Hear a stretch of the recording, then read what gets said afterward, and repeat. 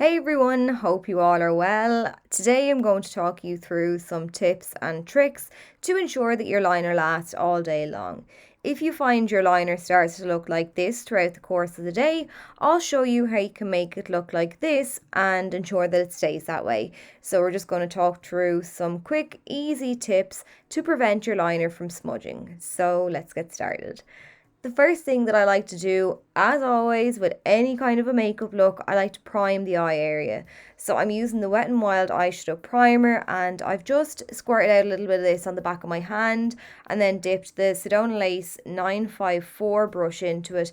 And now I'm patting and pressing this anywhere that I'll be adding eyeshadow, and naturally then today we're going to be applying liner, so I'm focusing this in around the bottom waterline, lower lash line area as well.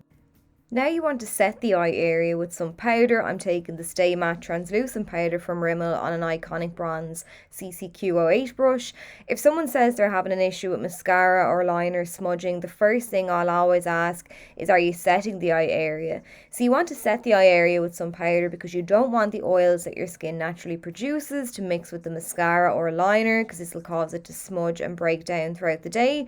Similarly then, you don't want the liquid foundation or concealer that you've applied mixing with these products giving you the same result. So that's why it's really important to mattify that area and lock in those products for the day. Now I'm taking a cotton bud and I'm running this along the waterline just to dry along there, soak up any excess moisture before we begin, as we don't want to dilute the liner from the get-go. Now naturally this can only be avoided to an extent. There are other steps that we can do to boost the longevity. I just like to do as much as possible. So you want to take then a good quality pencil. I love the Urban Decay 24/7 Glide On Eye pencils. They're nice and creamy, they glide on the eye really well, and they set down too. So I like to make a sad face. It looks weird, but it works. It just exposes my waterline without me tugging on the eye area and pulling the eye down. I want to do everything I can to prevent my eyes from watering. So I like to blink frequently then as well when I'm applying the liner. Again, it does sound weird, but it just stops my eyes from tearing up and overflowing. So yeah, those are just a few steps I take, and I also avoid that inner tear duct area because I find that's the first place that liner will smudge from.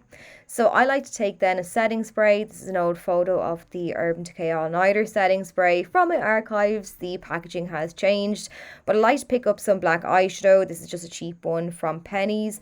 I spritz my brush with some setting spray, and then I like to tap down on top of that liner on the waterline, and I just find this really helps to lock that liner in place. The black powder shadow sets that pencil. It also intensifies the colour of the black, and then the addition of the setting spray just really boosts the longevity of that liner, I find. So the next step now is personal preference, but depending on what kind of a look I'm doing, this will determine what colour I use. Today I'm taking a brown shadow on a small bullet shaped brush. I'm lightly smoking this underneath the lash line. Look wise, I just find liner on the waterline and nothing else just kind of closes off the eyes. So I always pull some colour down, and I find that helps then to open up the eyes again. Plus, if your liner did happen to smudge down underneath your eyes, you won't see it because you'll have smoked some shadow down to that point anyway. So what I do then is, once I've applied the brown, I just like to go back in with a little bit of black and pull that black shadow down into the lash bed and slightly underneath the eyes as well. And then that's it. So I hope you picked up some tips and tricks. I hope you found the video helpful. If you did, please do let me know, and I will catch you all in a video really soon.